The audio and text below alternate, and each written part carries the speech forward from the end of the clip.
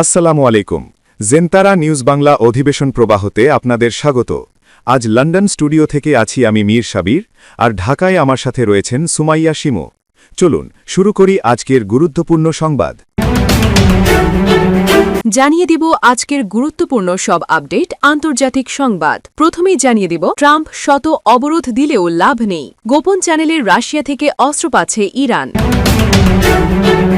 এরপর আরও জানিয়ে দিব ইরানকে চাপে ফেলতে গিয়ে উল্টো বিপদে যুক্তরাষ্ট্র।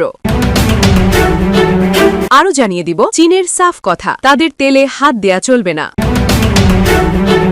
এবং সর্বশেষ জানিয়ে দিব চীন ইরানের সাথে না পেরে ট্রাম্পের ভাড়ামো। শুনছিলেন সংবাদ শিরোনাম, এখন বিস্তারিত। তবে তার আগে অনুরোধ থাকবে এই ভিডিওটিতে একটি লাইক, কমেন্ট এবং চ্যানেলটি সাবস্ক্রাইব করে জানিয়ে দিন কোন জেলা থেকে বা কোথা থেকে আপনি আমাদের এই ভিডিওটি দেখছেন এবং শুনছেন।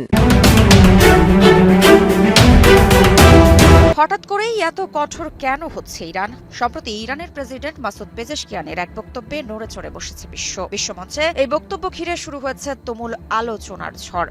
প্রশ্ন উঠছে, পেজেশকিয়ানের এই বক্তব্যে কি লুকিয়ে আছে বড় কোনো সংকেত? সম্প্রতি ইরানকে চাপে ফেলতে গিয়ে উল্টে বিপদে যুক্তরাষ্ট্র। বাংলায় একটি বহুল প্রচলিত প্রবাদ আছে, যত গর্জে তত বর্ষে না। ট্রাম্পের ক্ষেত্রে যেন ব্যাপারটা তেমন। যতই হুমকি ধামকি দিক না কেন, ইরানের কাছে ঠিকই দমে যাচ্ছে দেশটি। এদিকে আবার সম্প্রতি মার্কিন প্রেসিডেন্টকে সরাসরি চ্যালেঞ্জ ছুড়ে দিয়েছেন ইরানের প্রেসিডেন্ট মাসুদ পেজেশকিয়ান। সংবাদ মাধ্যম সিনহুয়ার বরাতে জানা যায়, ইরানের প্রেসিডেন্ট মাসুদ পেজেশকিয়ান জানিয়েছেন, কোন শক্তি ইরানকে মাথা নত করাতে পারবে না, কোনো অবস্থাতেই পিছপা হবে না দেশটি। এ যেন যুক্তরাষ্ট্রকে এক প্রকার জানান দেওয়া, তোমরা যতই ভয় দেখাও, আমরা আমাদের অবস্থানে অটল। আর এ সময় পেজেশকিয়ানের কণ্ঠে ছিল দৃঢ়তা, বার্তায় ছিল স্পষ্ট রাজনৈতিক অবস্থান। একই সময় ইরানের বেসামরিক নাগরিক, শিশু, স্কুল, হাসপাতালে হামলার অভিযোগ তুলে যুক্তরাষ্ট্র ও ইসরায়েলকে প্রশ্নবিদ্ধ করেন পেজেশকিয়ান। এ অবস্থায় প্রশ্ন উঠছে, এই উত্তেজনার পেছনে আসল কারণ কি? সাম্প্রতিক বক্তব্যে পেজেশকিয়ান একদিকে যেমন কঠোর ভাষায় সমালোচনা করেছেন, অন্যদিকে তুলে ধরেছেন ইরানের অবস্থান। তারা যুদ্ধ চায় না, বরং সংলাপ ও সহযোগিতার মাধ্যমে সমাধানের পথেই আস্থা রাখতে চায় তেহরান। তবে পেজেশকিয়ানের বক্তব্যে একটি বিষয় ছিল পরিষ্কার, ইরানের ওপর চাপ সৃষ্টি করে কোনো সিদ্ধান্ত চাপিয়ে দেওয়ার চেষ্টা সফল হবে না। তিনি ইঙ্গিত দেন, বহির্বিশ্বের চাপ বা সামরিক হুমকি ইরানের জনগণকে দুর্বল করতে পারবে না, বরং আরও ঐক্যবদ্ধ করবে। বিশ্লেষকরা বলছেন, এই বক্তব্য শুধু অভ্যন্তরীণ জনগণের উদ্দেশ্যে নয়, বরং আন্তর্জাতিক অঙ্গনেও একটি শক্ত বার্তা। সাম্প্রতিক ভূ রাজনৈতিক উত্তেজনার প্রেক্ষাপটে ইরান নিজেদের অবস্থান স্পষ্ট করতে চাইছে, সংঘাত নয়, কিন্তু আত্মসমর্পণও নয়। একই সঙ্গে এটি একটি কূটনৈতিক ভারসাম্যের চেষ্টাও হতে পারে, একদিকে সংলাপের আহ্বান, অন্যদিকে কঠোর অবস্থান। এই দ্বৈত বার্তাই বর্তমানে ইরানের কৌশলকে প্রতিফলিত করছে। মধ্যপ্রাচ্যে ঘনীভূত হওয়া রণদামামার মাঝেই মার্কিন প্রশাসনকে কড়া হুঁশিয়ারি দিল চীন। হরমুজ প্রণালীতে যুক্তরাষ্ট্রের ঘোষিত নৌ অবরোধ সরাসরি অগ্রাহ্য করার ঘোষণা দিয়েছে বেইজিং। চীনের প্রতিরক্ষা মন্ত্রী অ্যাডমিরাল ডং জুন স্পষ্ট জানিয়ে দিয়েছেন, ইরানের সঙ্গে বাণিজ্যিক ও জ্বালানি চুক্তি রক্ষায় চীন প্রতিশ্রুতিবদ্ধ এবং কোনো বহিঃশক্তির হস্তক্ষেপ তারা সহ্য করবে না। চীনের এই কঠোর অবস্থান বিশ্ব রাজনীতিতে নতুন করে উত্তেজনা ছড়িয়েছে। অ্যাডমিরাল ডং জুন এক বিবৃতিতে বলেন, আমাদের বাণিজ্যিক জাহাজগুলো হরমুজ প্রণালী দিয়ে নিয়মিত চলাচল করছে এবং তা অব্যাহত থাকবে। ইরানের সঙ্গে আমাদের গভীর জ্বালানি সম্পর্ক রয়েছে।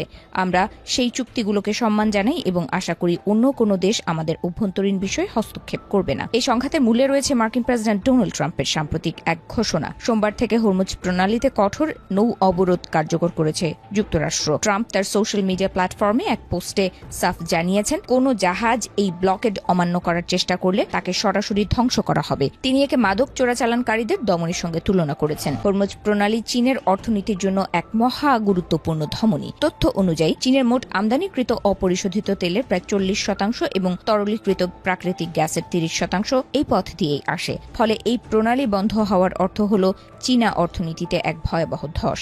নিজেদের জ্বালানি নিরাপত্তা নিশ্চিত করতেই বেইজিং এখন ওয়াশিংটনের মুখোমুখি দাঁড়িয়েছে। ইতোমধ্যে মার্কিন নৌবাহিনীর অবরোধের কারণে বেশ কিছু জাহাজ পথ পরিবর্তন করতে বাধ্য হয়েছে। রিচ স্টারি নামক চীনগামী একটি তেলবাহী ট্যাঙ্কের অবরোধ শুরুর কয়েক মিনিটের মধ্যেই তার গতিপথ বদলে ফেলে।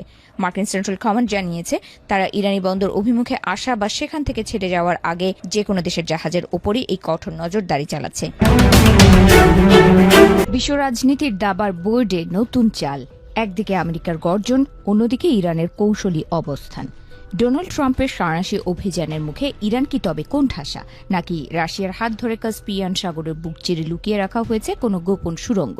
আজ দেখাবো ট্রাম্পের ইরান অবরোধের সেই রহস্যময় ব্যাকডোর বা পেছনের দরজার রোমহর্ষক কাহিনী। হোয়াইট হাউসের ওভাল অফিস থেকে আসা এক বার্তায় কেঁপে উঠেছে মধ্যপ্রাচ্য।